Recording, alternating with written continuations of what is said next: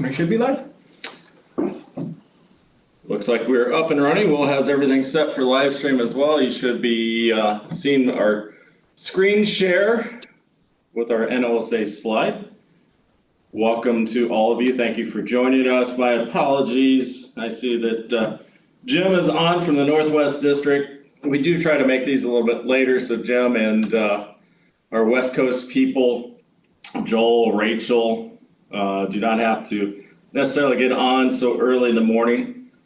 However, today is one of those occasions where we had to make it at this time because I am off today to do an accreditation visit, a cognitive visit, so travel plans interfered with making it a little bit later in the morning. That said, let me open us in prayer and then we will start talking NLSA and mostly about Protocol G, but we have some other items too this morning. Let us pray. Heavenly Father, we give you thanks. Thanks especially for our Lutheran schools spread throughout this country and the world as they are doing your work. We give you thanks for those who serve in those schools, those who serve in supporting our teachers, administrators, our families, and all the work that they do. We give you thanks for our education executives, our commissioners, as they do your work, in this case through the accreditation process as we affirm all those wonderful things that are going on in our Lutheran schools, spreading that gospel message, and also encouraging our schools to continue to develop and grow those gifts that you give to them, that you bless our Lutheran schools with each and every day so that they can truly serve you in all ways in their work. Be with us this morning. Allow it to be a fruitful discussion as we talk about accreditation and all things Lutheran schools. In your son's name we pray. Amen.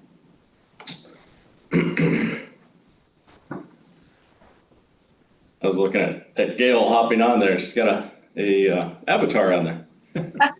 Not anymore. Oh, okay. That was a good avatar there. It caught my attention.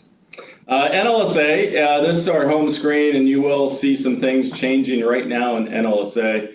We'll talk about those coming up. I see Bob's on. This is a repeat for Bob, as I gave this presentation just a few days ago in the Nebraska district, so that was a good trial balloon. So we will talk a little bit about application, the resources that are out there, a directory that we had to put online, as well as the new NLSA complaint form. And I'm sure you're thinking, why would they do something like put a complaint form online? But we'll hit on these items as well as Protocol G. We'll see if there we go. So today, some protocols that we are currently working on in addition to Protocol G. Early Childhood Additional Protocol. So we will still keep the current Early Childhood Protocol, but just an FYI, we do have a team working on an additional protocol that will look similar to Protocol G in terms of the scoring and the standards and so on, that will provide our schools an additional option in terms of early childhood accreditation. With this, we're hoping to have it out maybe at the same time as Protocol G. We've taken a step back a little bit as they continue to do their work. We hope that this will be accomplished by July in our NAC meeting, and we will roll it out at that time and talk more about early childhood and the protocols there. Additional early childhood protocol as well, working on an additional standard that may go with our Protocol G. So it could be a standard 9, so that we do not leave out our early childhoods when we do Route A, for instance. So if you have an early childhood, could be a standard 9 onto this Protocol G. That's part of the process of that early childhood committee as well. We do have an emerging schools protocol that is ready to go. Will and I were just talking about this yesterday. I think we will probably have it online mid-May. Does that sound reasonable, Will? Mm-hmm. And this emerging schools protocol, great team developed this. The scoring is similar to Protocol G, actually the same as Protocol G. It's condensed in terms of the standards. So there's actually 7 standards in this emerging schools protocol. It really is designed for micro schools and school starts And then what we're doing with emerging schools, we'll run a little FAQ information session on that when we release it as well. But our plan is that the education executive, the NLSA commissioner, works with schools that might think that they fit better with the emerging schools document, and you will kind of work your way through the approval process to utilize the emerging schools protocol versus what is our base protocol, and that is now Protocol G that we'll talk about today. Protocol G, we also recognize we have so many protocols going on out there right now.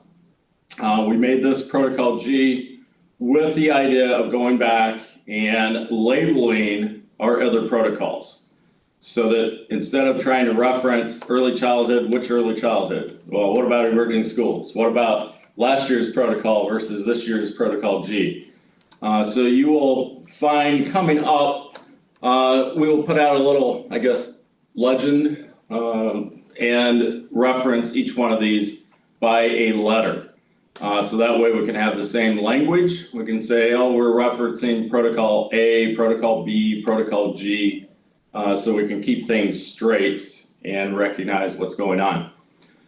High school protocol, same thing as the emerging schools. We're really hoping that we can get that one out sometime in May still.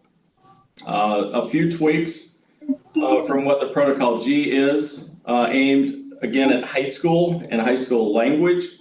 About 85% of it looks like Protocol G.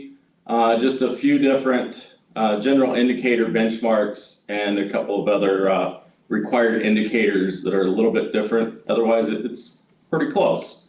So with that said, the current protocol, Protocol G that we are rolling out, what is different about it? What does it look like? Well, the current protocol has been utilized for multiple accreditation cycles, which made us think then we need a newer protocol.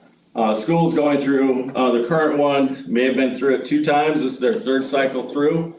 And when you have scoring with the benchmarks of 1, if you're lacking something, 2, if you don't meet one of the benchmarks, 3, if you meet all of the benchmarks, and it's got to be a wow factor to be a 4, but you can't really get 4s.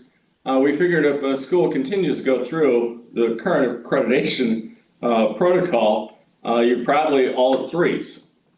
And if you're not, well, then something significant is going on, but you can't really get 4s. So we really needed to look at an update.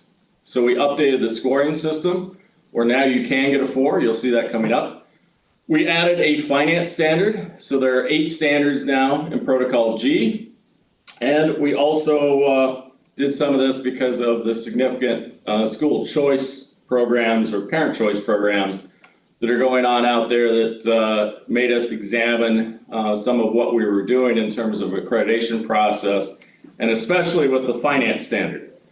Schools who are involved in parent choice programs, school choice programs, whether it be educational savings accounts, vouchers, whatever the case may be, typically they are required to be audited. And therefore, we figured we should have a finance standard for that reason. And as I always mention when I go out, top 2 reasons why Christian schools close, and several studies on this over time. Number 1 reason is always finance. Number 2 is leadership.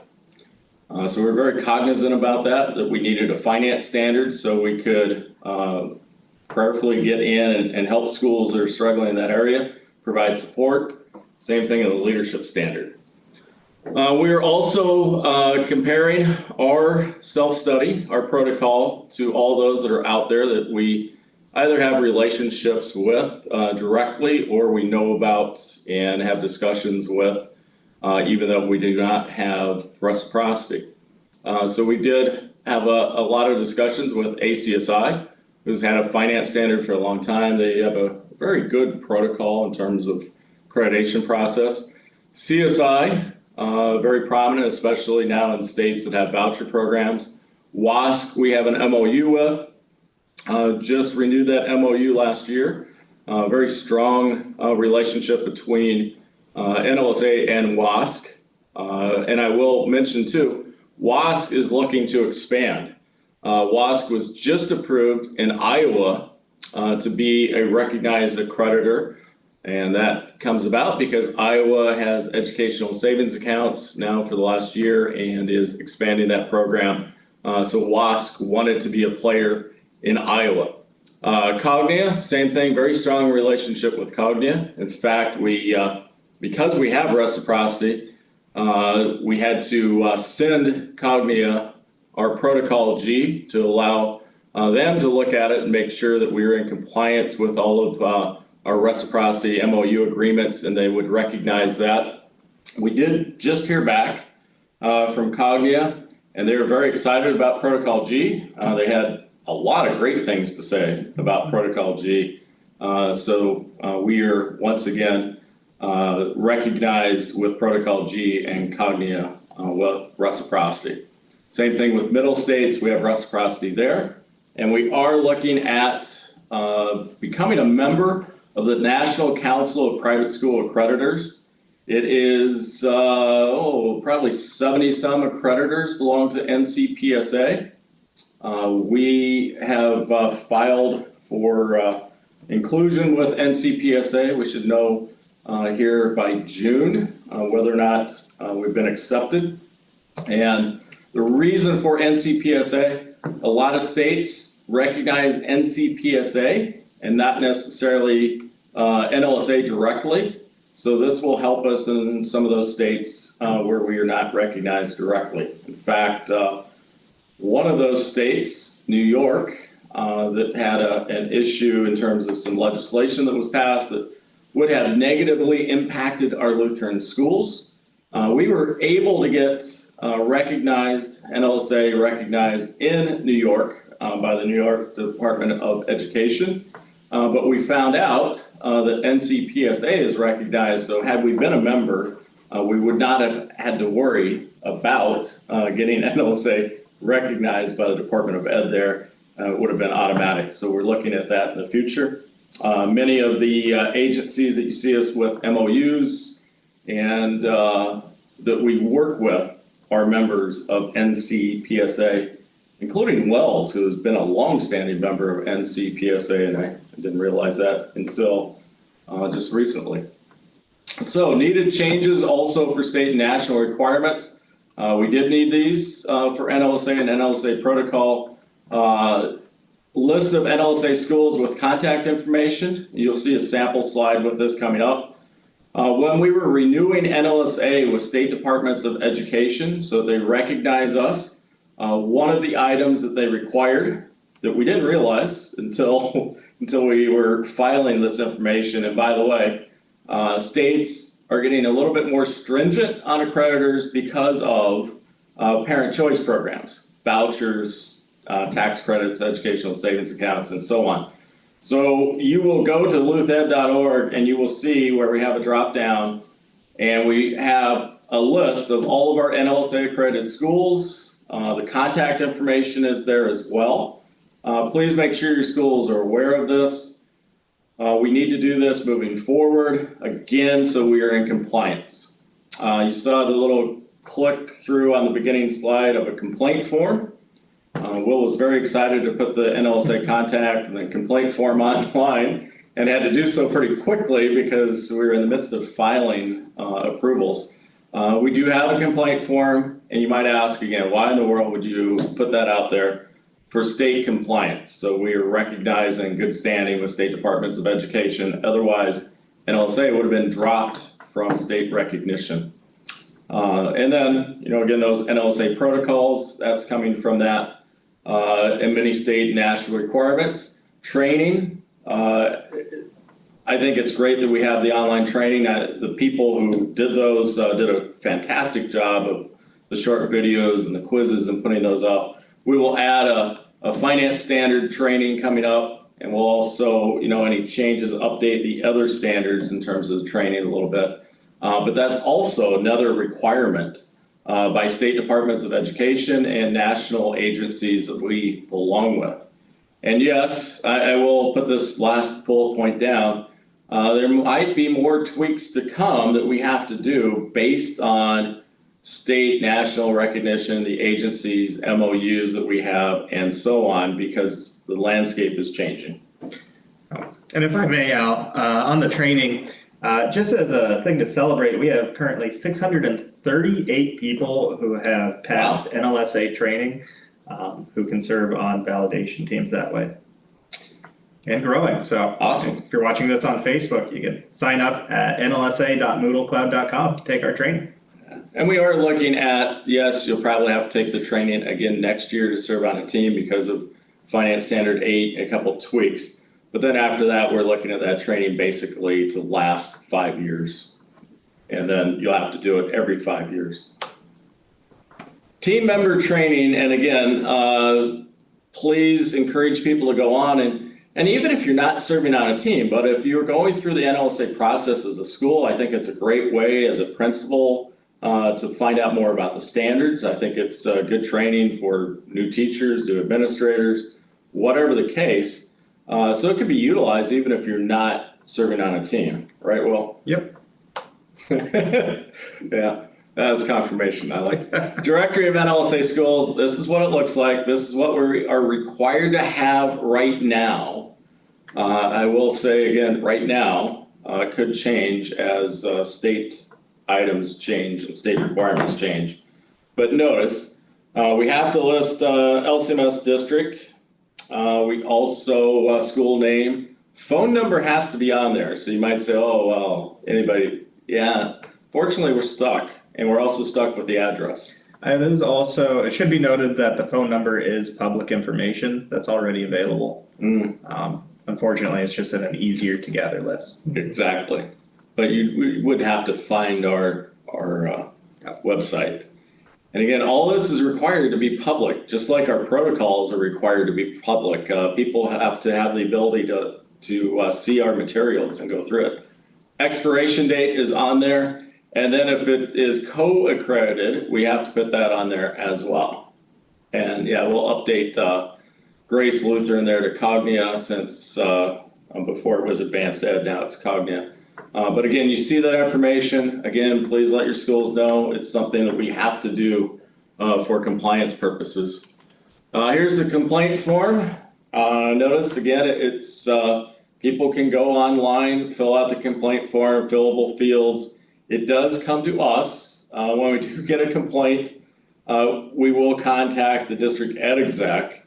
And then as the district ed exec, it's your choice to contact the commissioner and so on and where you go with it.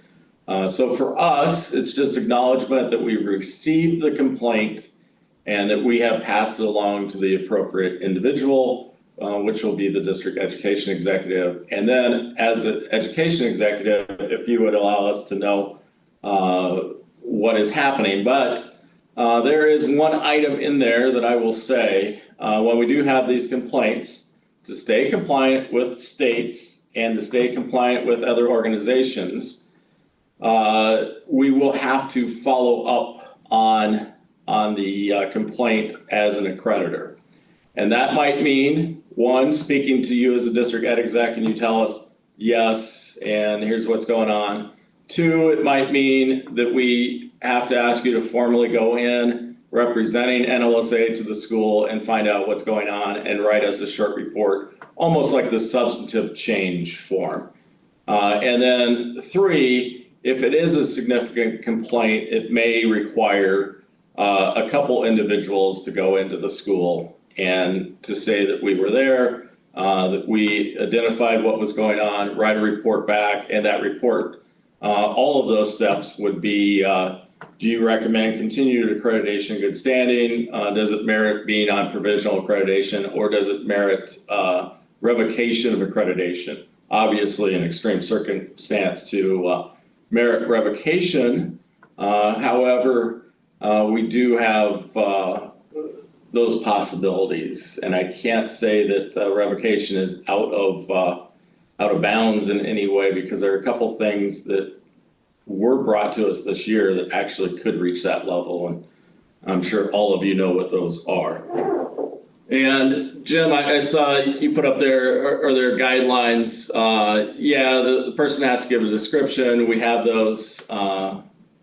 We're very blessed to have great communication with other organizations. Some of those already had such a form and allowed us to, graciously allowed us to see what those look like and helped us develop this as well. So those will be out there too. But just because we have guidelines doesn't mean that someone can't fill this form out for any reason whatsoever, and it gets submitted to us at the school ministry address. Will gets those, and then we pass those on. Conflict of interest, again, I will stress this, the conflict of interest is there so that we have good standing. Remember, we're not just isolated here with NLSA and we can do whatever we want. Because we do have the recognition by the United States Department of Education, which allows us to be part of CEBUS, which allows those schools that have international schools or international students to accept those international students through CEBUS. We have right now 16 states in the Department of Eds that recognize NLSA. We have the MOUs with WASC, Middle States, Cognia, and we're looking at a couple more possibilities. All of these are best practices that are required for us to stay in good standing and compliance. So why is it important that teams get the self-study 30 days in advance? Why is it important that we have conflict of interest? Why is it important for validation team members to go through training? Number one, it's good, right? Having it 30 days in advance allows the team to continue to do their work as a teacher or administrator or whatever the case may be, and set aside a little time so they know what the documents actually say. If you have it a week or two in advance, it's hard to do that pre-work and then really do your job on the accreditation visit. Conflict of interest, same thing. All of these are industry standard best practices and requirements for us. If we cease to do what we say we are doing through NLSA, we could be removed in terms of our recognition by any state or any organization that we have an MOU with. So it puts not only that school, but our entire system through NLSA at risk if we don't do what we say we're doing in our protocols. So reciprocity, yes, we have it with WASC, Middle States, Cognia. They're all very excited about our Protocol G rollout and some of the other things that we're doing. 16 states and counting. And yes, I do see NCPSA, and it does provide a great deal in terms of value for our schools. Possible protocol addendums. We see more and more schools having online components. Many of our fellow accreditors have an addendum if you have an online program, so they can also accredit that online program and it doesn't just fall under the umbrella because they're so different. Yes, we're looking at that. And again, early childhood, we're looking at another protocol, an additional protocol, as well as an additional standard inside of Protocol G to account for what's going on with our early childhoods. So Protocol G, what's new? Number one, we felt we are a Lutheran organization, National Lutheran School Accreditation. So we have placed an appropriate Bible verse at the beginning of each one of our standards to make sure that we stay focused on our mission of ministry.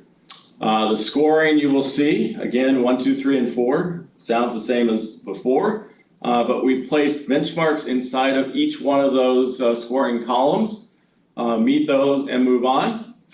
Standard 2 and 3, what I don't mean that we combine both standards together. We still have a standard 2 and a standard 3. But we used to have 2A, 2B, 3A, 3B, and so on. We just made it a standard 2 and a standard 3, and we just have it running versus separating those out. Smarter people than me created this, not that takes a lot, but created these documents and put a lot of great work and a lot of great effort in. And I really do give thanks for their work. That amazing people on all these different protocols and the work they did. Standard 8, finance standard. We went to the guru of finance in the day in Lutheran schools, Dave Sommermeyer, who helped us draft Standard 8. And then, we put it through several other layers after Dave drafted kind of the framework for it. We had many ed execs, administrators give some input there on Standard 8 as well, and came out with what I think is a good finance standard, hopefully not over the top, but does what needs to be done. We did keep the potential evidence, potential practices, maybe tweaked a couple of those things, maybe added or deleted something, but same process, looks the same. Same thing with the required narrative responses at the beginning of each standard. They look the same as well, maybe a tweak in the wording or two or something like that. So, self-study document, again, table of contents. Standard 4 is highlighted for no reason other than that's where my cursor was when I did a screenshot. Will did an awesome job here of designing the look of Protocol G. We are also waiting for an introduction letter from President Harrison that will be added to this. So surveys, again, same thing, same as this last year. We did like what ACSI was doing with surveys and some of the other organizations, especially looking at the percent of respondents in each group and so on. Probably tweak some of these coming up a little bit too, but they are out there. Standard 1 purpose, again, you see the Bible verse at the top, the overview, potential evidence, potential practices, looks very much like our current document. Same thing with the required responses. Required evidence is there. Notice we did put in this last year, final school action plan from the previous accreditation, something that came back from education executives as well as our NLSA commissioners. It says if applicable because it might be a school's first time through. So obviously if it is, you don't have it. Same thing with strategic plan. If applicable and currently utilized by the school. This is something we're going to be driving more and more, that schools develop a strong strategic plan, and it's not just the school action plan. So it's a guide to future forward. Required indicators, still there. Maybe some differences in wording and so on, but again, basic concept still present. General indicators. The real difference here is if you get a 1, notice at the very bottom it says if the school does not meet all the benchmarks in column 1, the school will still receive a 1 rating. However, this may result in the assignment of provisional status. So that will be up to the validation team to see what they put forth, and then identified by the district commission, and then ultimately identified by our national readers and put forth to the National Commission. So this is what scoring looks like. Again, Will did a great job here of designing what we have in our scoring boxes. These are the general indicators. So 103 here, school leadership, administration, and governing board uses the purpose statement as the foundation and reference for all planning. Notice you can have a 1 to 4. We have an NA box there. If this rating does not apply, mark this NA box. Provide an explanation below. No, Jim, you can't get a 0 now. The lowest you can get is a 1. So below as to why the indicator does not apply. So here you see column 1, 2 benchmarks. Oh, by the way, that NA. The reason we put that in there is we know we have a variety of school models. So if there's a school model where it doesn't apply to, or if a high school might be using this Protocol G in the meantime before we get the high school one out and so on, it could be some of these might be an NA, but again, the school has to explain why they feel it's NA. And this is where the consultant is going to be incredibly important once again to guide the school. Is it really an NA or should you be scoring this protocol? So for a 1, you've got to meet an A and a B. Now let's say you only meet A, you don't meet B, it still is a 1. And then the determination is, should the school be on provisional because you don't meet both A and B? So you could possibly make a case for that. Column 2 is a C, so you get a 2 if you meet A, B, and C. but you don't meet D and 3, that would be a 2. To get a 3, you meet A, B, C, D, and E, gets you a 3. To get a 4, you meet all A through G benchmarks, and that makes a 4.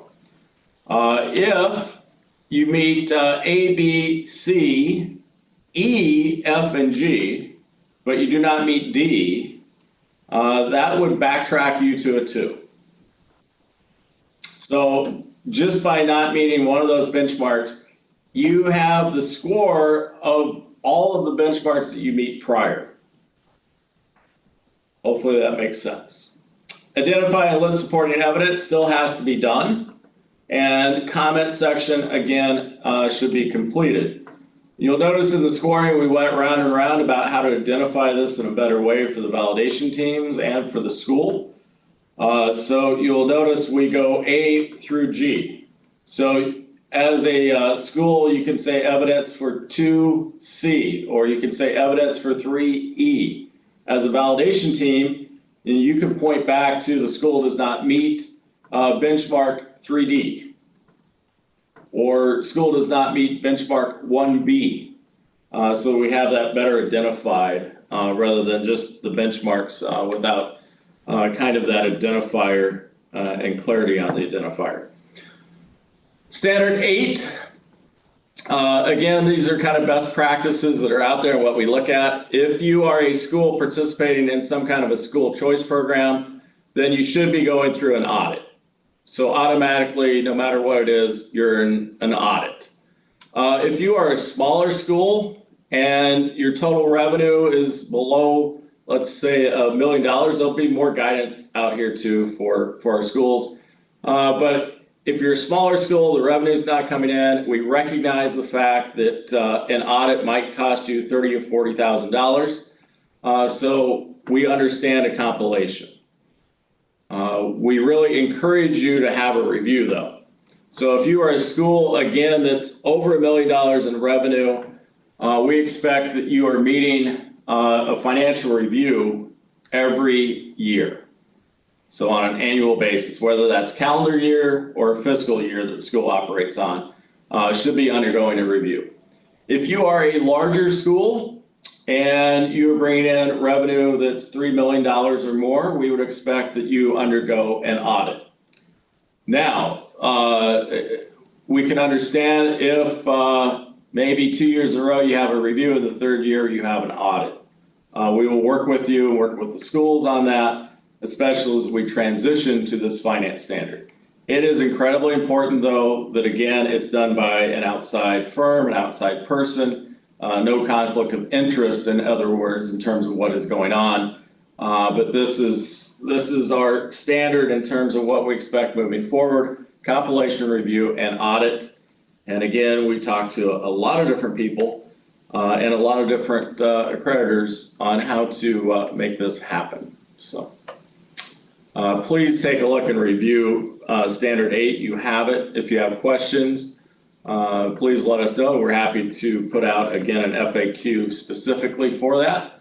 We'll have an addendum for that as well that we're already planning to put out for further guidance. As an FYI, Chapter 25 of the LCMS Treasurer's Manual has information about financial reviews and what is good and healthy for a congregation. Transfers very well to our schools also. Great information in there in terms of expectations. Believe it or not, we do get a lot of individuals who encourage us to have a finance standard in NLSA. We get pastors, we get some administrators with that. So finance standard is back once again. Again, preliminary and final school action plan, we do mandate that you have both so that we can see the preliminary school action plan of what the school has developed in the self-study, and then a separate file that is the final school action plan so we can see what the validation team has added to that school action plan. This especially helps readers to identify, oh, okay, well, this is what the school had, now this is what validation team added to that. So during the reading process, you don't have to look all over the place and you have immediate clarity. So good practice there. Providing Lutheran schools with what others are doing that provides extreme positive results. We're getting back to best practices. So we'd love to identify those and pull those out during our visits and see what's happening. Not necessarily the four of our current document of it's got to be a wow and knock your socks off and what is that and it has to be replicable and so on. What we are really interested in, what does your school do really well that we can lift up as best practices that other schools may or may not integrate into their programs. What I always say is each one of our schools is so unique. It's in a specific context. So sometimes it's hard to be replicable, but it's nice to know best practices and what's going on. And maybe I can tweak that for our school and so on. So we're really focused on this new Protocol G, pulling out best practices.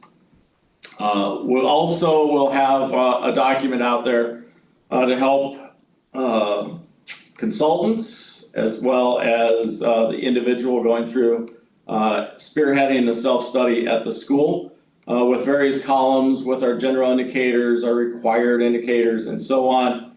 You can kind of see at the top there you have a yes and no. This is just a running column to ensure that our consultants are able to check these yeses to note that the school is ready for the site team visit and to guide the school in their process. If they see a no, they know they need more information, more evidence, or whatever else. And obviously, we have a comment box there too.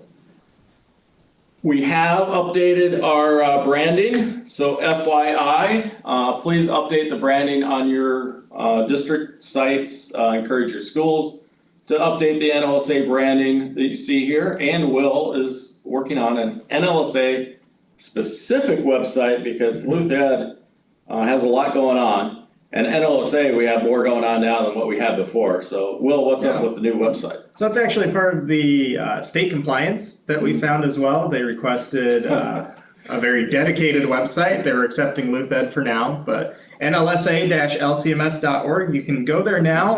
Website is live. You can check out the new Protocol G there, as well as we do have our resources from this current accreditation period that you can access as well. And this is just all things NLSA, makes it a lot easier to find specific information you're looking for. The website is still currently under construction, best way to put it. So there are some areas that aren't maybe available. I believe the district commissioner area is still being built out. But in terms of a school using it and validation team using it, they can access those resources right now. Awesome. Yeah, Will's been doing a great job on this, and again, another state compliance issue that honestly we didn't know these things until we knew it. some of the states we were taking a look at the filing to renew our accreditation recognition, and it was like, hey, Will, did you know this? What's up here? Yep. So a lot of learning. That's always exciting. Yep. And as we continue working on this website, luthed.org is going to be the best place for you to go right now. However, once it is finished and completed, it's just going to be a transfer link on Luthed that's going to take you to the new NLSA website. Yeah, while we're at it, Will, you want to give us an update on Jetpack? online? Yeah. Jetpack, yes.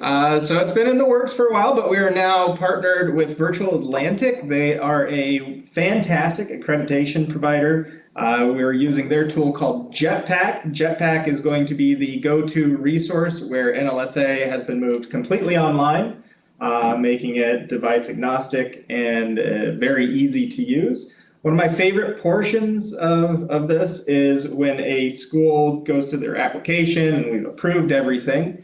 What's going to happen is that principal or whoever the coordinator for the school is for NLSA can build out different user profiles for all of the different committees that go on. So each committee can have access to their standard and work on it from there.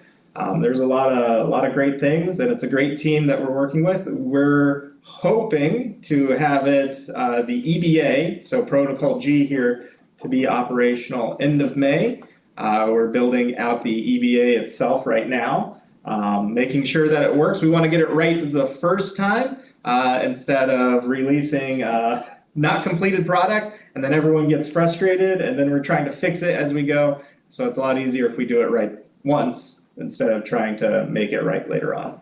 It's always my theory, but I make mistakes all the time and recognize that, so I'm always scrambling to go back to correct some things.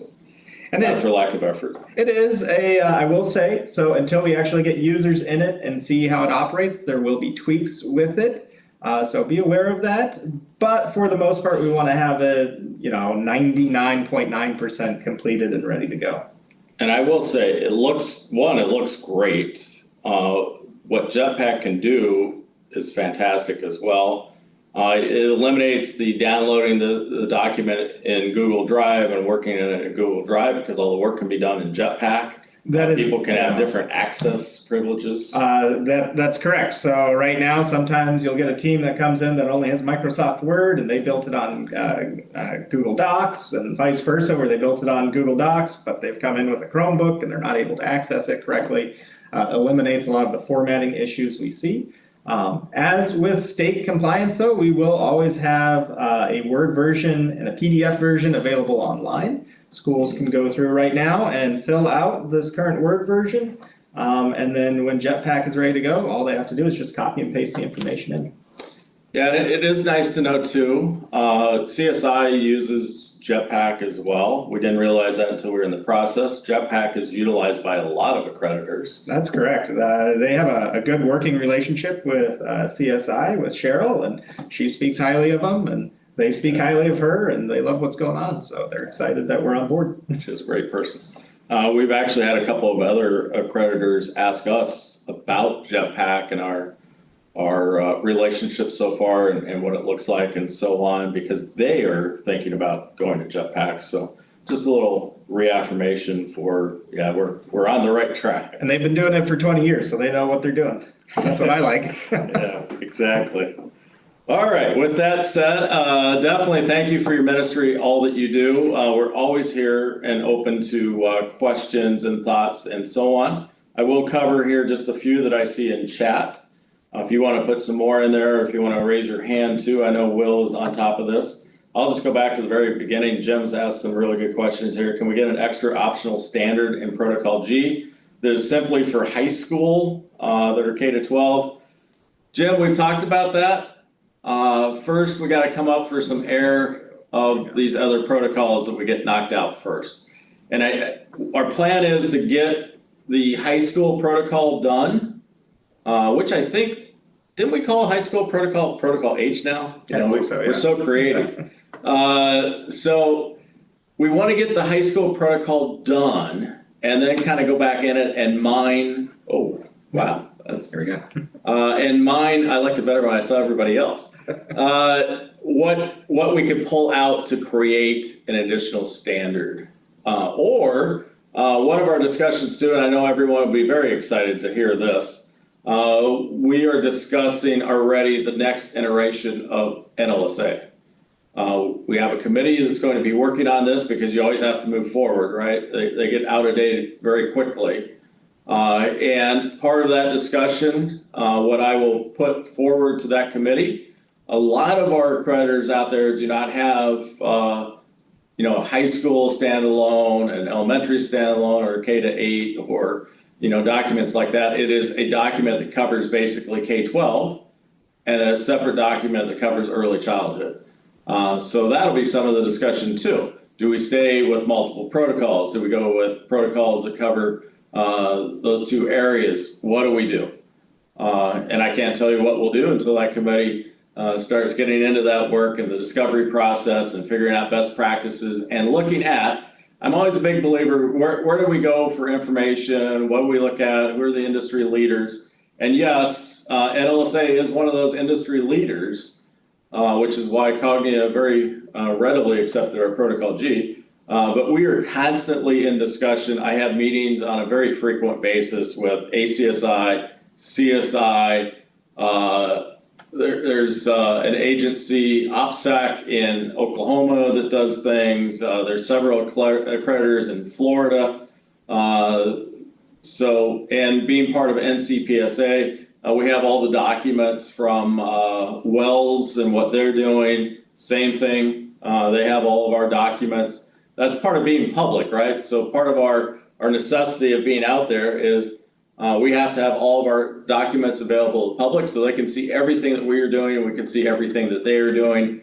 And a lot of our discussions on what does the future of accreditation look like and how do we meet that? Which, by the way, that emerging schools document, we're ready for pre-accreditation of schools. We're ready to do pre-accreditation and lead them into either emerging schools protocol or Protocol G, whatever the case may be. But for instance, in Iowa and Wisconsin, you can go through pre-accreditation, and if a congregation wants to open a school, you can receive the dollars, be accredited to receive those dollars before you ever have any kids. So that revenue is coming along with you. So we are ready to do that with NLSA. We could have a congregation call us from Iowa and say, we're interested in opening a school. Can you help us in the process? What does that look like? How long does that take? And had they contact us in February and said we want to open one in the fall, we can make it happen. And then we walk alongside of them every year to monitor what's going on in the accreditation process and walk with them to hopefully hit year 5 and then go into the Protocol G accreditation or state of emerging schools accreditation, depending on their growth. So we're up and running and ready for all kinds of things. What if the response rates are not met for the surveys? Well, the school has to explain. So that's just a matter of the process. It doesn't really strike provisional unless it should be for the validation team that's attending. And it should bring into question how are you working with your constituent groups if those thresholds of percents for the survey responses aren't met. So it should trigger in the validation team a lot of questions. What's your communication with your constituent groups look like? How could that be improved? Is that a school action plan item? You know, that's what we're really looking for out of that. And that's what our other accrediting bodies look for too. So it should trigger a lot of things. And if you're seeing very low percentage rates, you know, it could be provisional status in the sense of, hey, you're not really communicating well with your constituent groups. We can see that by lack of response in surveys. We followed up in our questions and discussions with these groups, with parent meetings and faculty and so on. So that's what it's aimed at. But the school is expected to explain why it's so low. Is it possible to score 0? No, that's where it's, if you don't meet one of those benchmarks in column 1, it still remains a 1. Could mean provisional status for the school.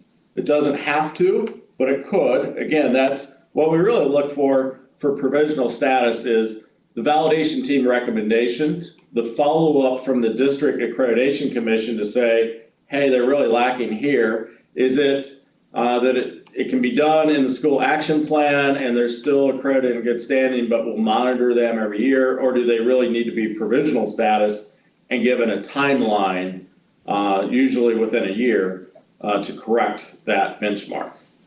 So we rely on validation team, district accreditation commission, and then it works its way up.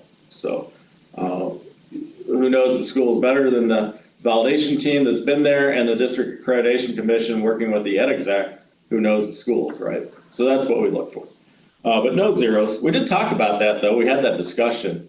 And we said, well, no, let's go 1 to 4. Anyway, I won't go through the whole discussion. It was a good one. Any progress developing regional training for non-LCMS teachers and certify them to meet required standard? I'll give you a hesitant, I don't even know if it's hesitant. I'll give you a yes, Gail. We are knee deep in those discussions right now and identifying ways to do just that. Sometimes around here I say it's whack-a-mole. You know, accreditation is one piece of what we're doing, and sometimes our attention gets drawn away to do some of these other things, then we get back here and over there. I just submitted something the other day that's a proposal to do just this. It's sitting on a desk. We're making very good headway on that. I think we could have maybe exciting news at Gospel. Don't hold me to that. Could be exciting news at NAC. Could be exciting news in August. Could be exciting news 5 years from now. But yes, that's a long-winded yes. I'm actually very excited about this possibility too of what we have put forth as a proposal and what that will look like. And yes, it does include utilizing Moodle as well and some things. So it would be able to, on demand, districts would be able to utilize it and so on, and it would meet that standard. And you'll also see standard 4.02. I know all of you know what we reference when we say 4.02. It's the one that everybody points to every year. We moved the all full-time employees and so on are roster eligible. That's actually a 4. So the new scoring system allowed us to move that to a 4 instead of 3 operational. And again, there some incredible people worked on this document, the Emerging Schools document. It was it's like watching Thomas Jefferson dine alone. All the historians in the group will get that one. But. All right. Any other questions? Did I miss any? Will, did I miss any? No. There's some good questions. Again, if you have them, we're happy to hear back. There's no such thing as being perfect on any of these documents and so on. We're constantly evaluating, looking, trying to figure out. And again, not just ours, but a constant comparison and everything else. We did feel very good, again, about the feedback that we received internally, but also externally from the groups that have to take a look at these and tell us yay or nay. And all felt very good about where we have come from our current protocol to Protocol G. Still in the works though. Watch for Emerging Schools to be coming out. Watch for NAC and really keep that group in your prayers that we're able to put that one to bed by NAC in July and get ready to roll that one out. And then we're still working on these other ones. High school, watch for that one. Could be out soon. But we are hard at work with a lot of people working on them. And again, thank you for all of your work. DJ, I don't know if you want to say anything. I see you there in the top center of the Brady Bunch screen, our fearless president of the executive board of NAC. There's a lot of work happening, and we appreciate, Al, your leadership and the work that you and Will have been doing along the way. Keep at it. Don't give up the fight. Yeah, a lot of fun stuff. All right. Well, with that said, DJ, would you mind closing us? Happy to do it. Lord, we thank you for the leaders on this call. We thank you for the work that they do, and we thank you that we can be Easter people and that we have a story to tell, your story. Help us in our schools to tell that story, and Lord, help us to be able to proclaim who you are and what you've done for us and for the world. Bless Al and bless Will and the work they do, and be with all the people doing stuff behind the scenes. Lord, be with us. In your name, amen. Amen. Thank you so much, everyone. Blessings.